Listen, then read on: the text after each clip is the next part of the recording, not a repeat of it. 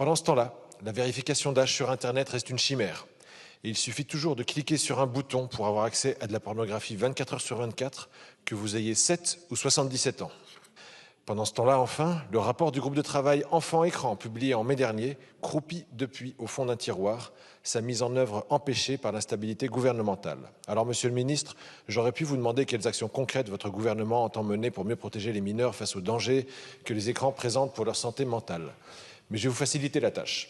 Je préfère vous annoncer que mon collègue socialiste Arthur Delaporte et moi avons initié les travaux préparatoires d'un nouveau texte transpartisan qui viendra compléter les dispositifs du premier texte et s'attachera également à combattre l'exposition excessive aux écrans. Ma question, Monsieur le Ministre, consiste à vous demander si la deuxième bénéficiera, elle aussi, comme la première, du soutien de votre gouvernement.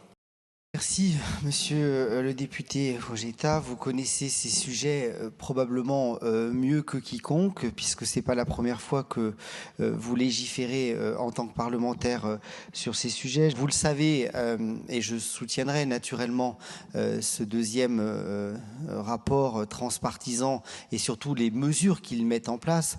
Vous soulignez quand même la nécessité d'avoir une stabilité au sein de ce Parlement, quelles que soient les différences politiques des uns et des autres. Et ce que vous évoquez, monsieur le député, la soumission aux écrans et les impacts psychologiques et d'une façon générale sur la santé de nos enfants, n'est ni de droite, ni de gauche, ni de... Voilà, c'est un sujet dans lequel il faut aussi responsabiliser les parents et interdire qu'à partir d'une certaine heure, eh bien, on ait accès à son portable, à sa tablette. Simplement vous dire que le rapport Benyamin Mouton d'avril 2024 est en cours d'instruction dans mes services et j'espère que nous allons pouvoir le concrétiser. Mais encore une fois, il ne faut pas un ministre qui a une durée de vie de 4 mois.